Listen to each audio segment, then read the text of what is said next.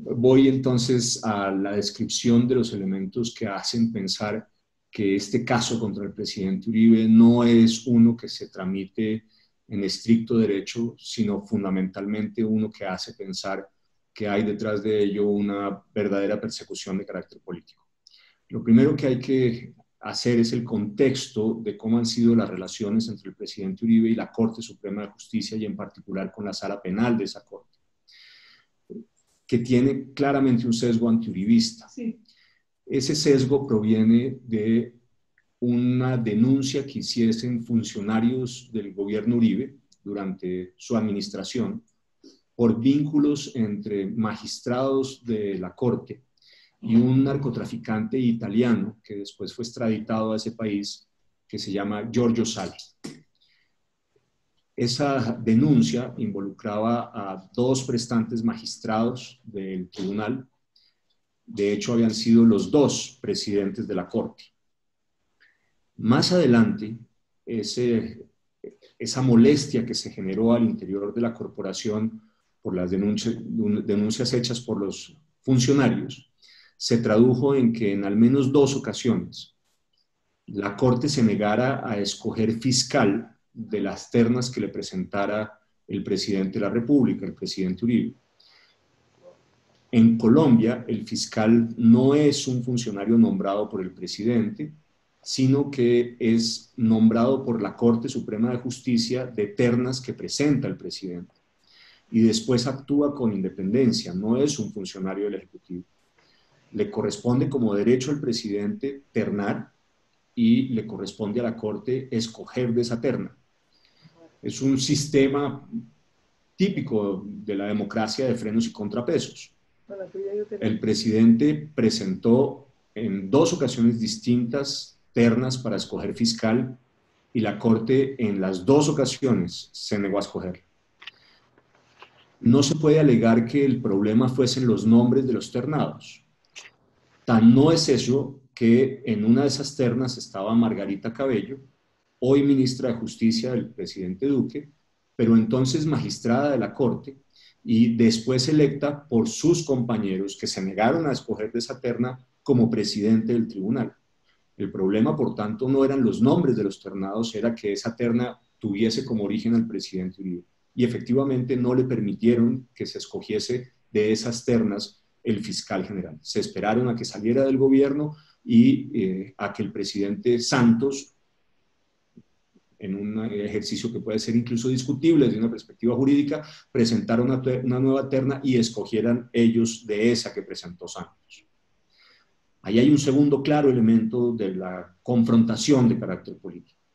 Pero hay uno tercero en los procesos que se adelantan contra algunos exministros del presidente Uribe, ya el presidente por fuera del gobierno. Hay grabaciones que muestran a magistrados de la Corte, incluyendo presidente del tribunal, diciendo que en esos procesos contra los exministros había que tomar decisiones, voy a citar entre comillas, por conveniencia política, en consenso, sin que hubiera votos disidentes, donde la argumentación jurídica no era relevante, sino que lo fundamental era la política. Y incluso algunos se atrevió a sostener que las decisiones tenían que tomarse en un ejercicio, según ese magistrado, de legítima defensa de la Corte frente al presidente Uribe y su entorno. Tres ejemplos distintos que muestran claramente que esas relaciones son muy difíciles y que la Corte contra el presidente Uribe y contra el entorno se ha movido por razones de carácter político. Ahora, en relación con el presidente Uribe, y en este caso en particular, hay otros elementos que hacen pensar casi fuera de duda que la motivación es política y que el ejercicio del proceso viola los derechos y libertades del presidente. Por ejemplo, el proceso se inicia con base en una investigación que inicia un magistrado de nombre José Luis Barceló, que fue presidente de la Sala Penal, con base en una denuncia que hace un abogado de un senador colombiano de la extrema izquierda, Iván Cepeda. Su padre nombra a uno de los frentes de las FARC más importantes, el Frente Manuel Cepeda Vargas. Era uno de los dirigentes fundamentales del Partido Comunista Colombiano. Y lo que hace este abogado de Iván Cepeda es introducir una denuncia en un procedimiento que se había abierto por denuncias del presidente Uribe contra Iván Cepeda. Y pone la denuncia contra el presidente y no habían pasado 24 horas y el proceso ya se había abierto contra el presidente. ¿Cómo se enteró el magistrado de esa denuncia puesta en otro proceso distinto? No hay ninguna forma distinta a que se lo haya comunicado o el senador Cepeda o el abogado del senador Cepeda, que no es lo mismo, pero es igual, o la Secretaría de la Corte, porque esos son expedientes muy voluminosos y normalmente pasan literalmente semanas antes de que el magistrado sustanciador de un proceso se entere de los documentos que van llegando las partes al proceso. En este caso fue la respuesta de carácter inmediato.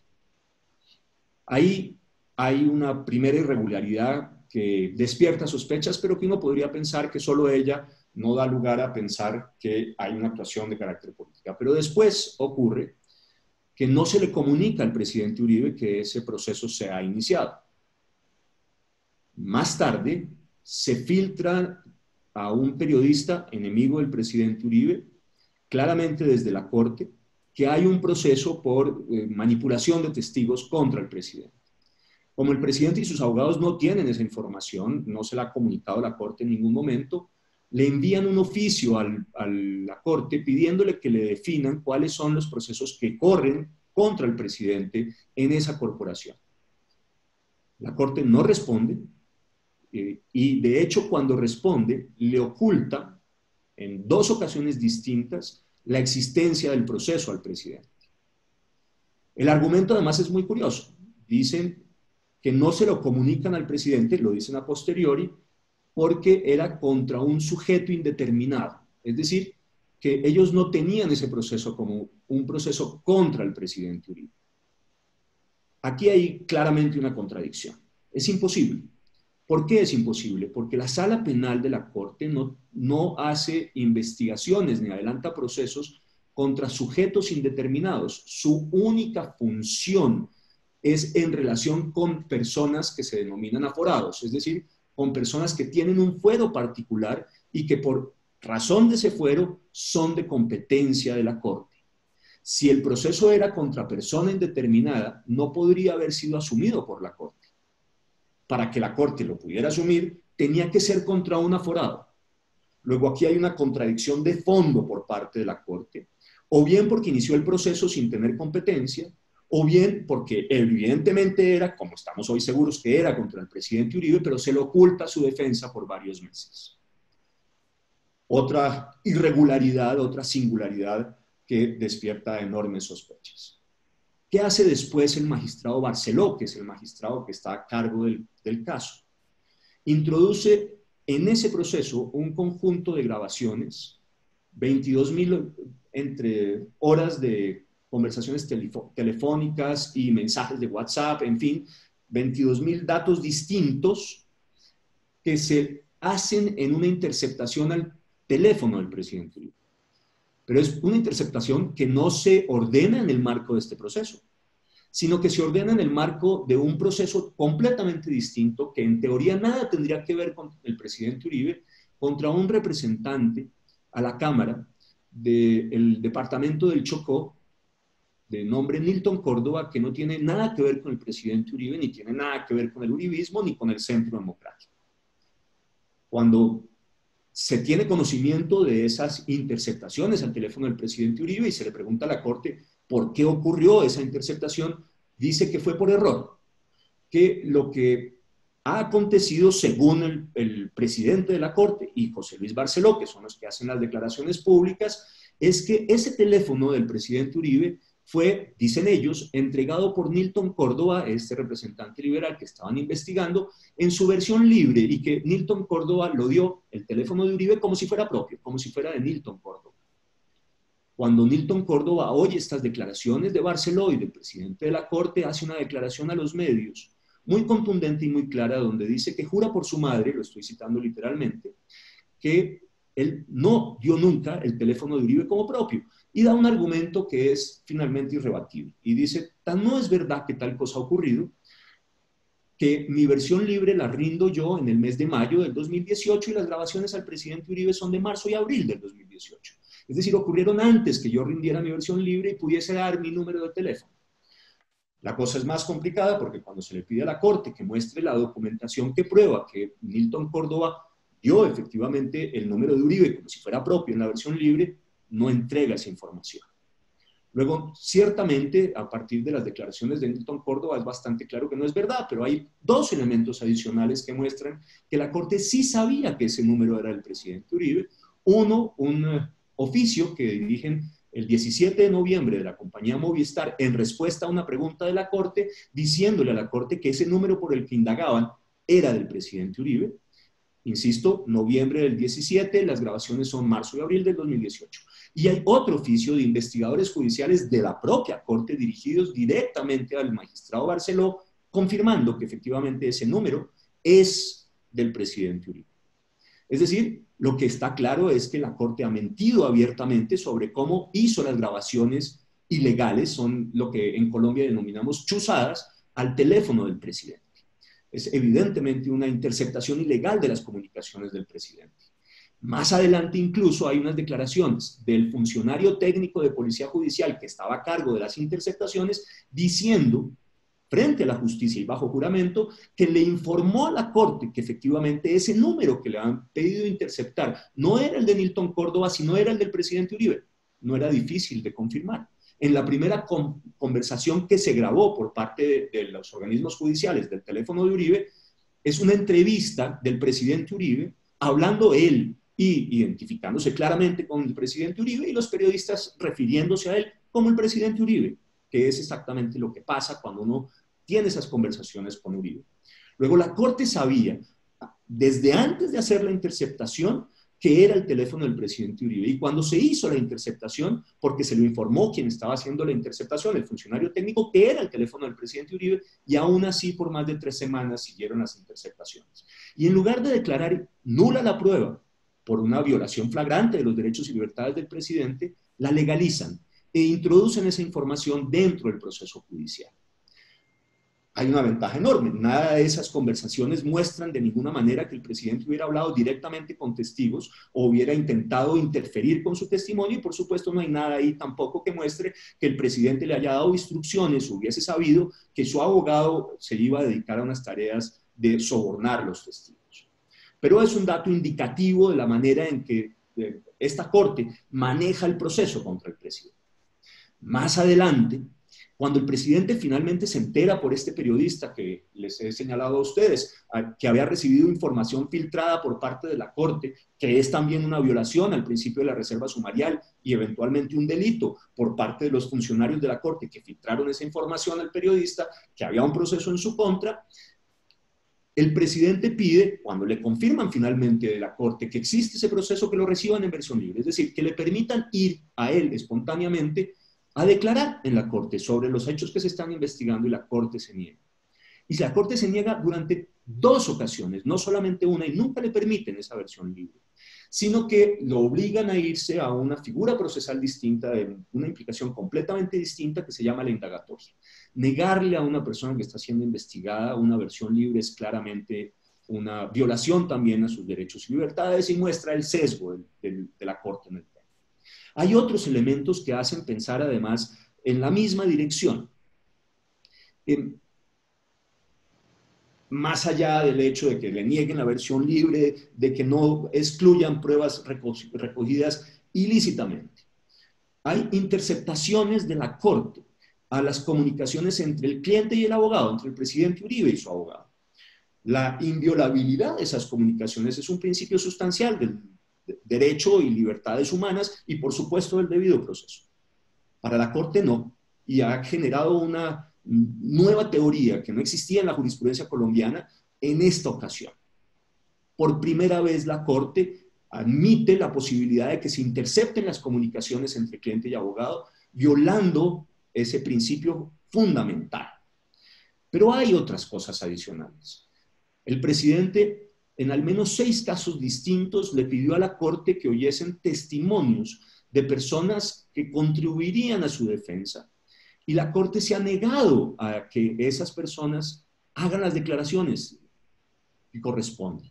Es decir, le niega el derecho a presentar pruebas en su defensa, con los argumentos más baladíes y superfluos, pero vulnerando ciertamente el debido proceso al presidente y su derecho a la defensa. Peor todavía, en un caso en particular que es una de las piedras angulares del proceso, los abogados del presidente no han ni siquiera tenido la oportunidad de contrainterrogar al testigo sobre el cual la Corte construye su caso, que es un fulano de apellido Monsalve, a quien la Jurisdicción Especial para la Paz, creada en el marco del acuerdo entre Santos y las FARC, que se encarga de el juzgamiento de los criminales de lesa humanidad y criminales de guerra, en el marco de ese acuerdo, a este señor Monsalve, que pide ingreso a la JEP, se lo niega a la JEP sobre la base de que no es un jefe paramilitar. Hay testimonios múltiples del bloque en el que alega Monsalve haber hecho parte, que dicen que efectivamente no es un jefe paramilitar, pero a este señor Monsalve, que es un testigo fundamental, no le permite a la defensa contrainterrogarlo, y la Corte le da la calidad de paramilitar que la Jurisdicción Especial para la Paz y los múltiples testimonios alrededor de ello le niegan. ¿Cómo es posible que uno construya un proceso en el cual el derecho fundamental de la contradicción de la prueba se le niega al imputado? No tiene sentido aquí tampoco. Y podríamos seguir enumerando distintos ejemplos que abundan en este ejercicio. Pero déjenme terminar, para no pasarme del tiempo que me han dado, señalando básicamente lo siguiente. La Corte, para tomar una medida de aseguramiento contra el presidente, ha escrito 1.554 páginas. No es una sentencia, el presidente no ha sido condenado, para que los que nos están oyendo. Es una medida que lo priva de su libertad mientras que se desarrolla el proceso. 1.554 páginas. La sentencia de la Corte Suprema sobre el caso de la toma, del asalto del Palacio de Justicia por parte del M-19 es ni siquiera la tercera parte de lo que han escrito ahora en la Corte para tratar de justificar la decisión contra Uribe.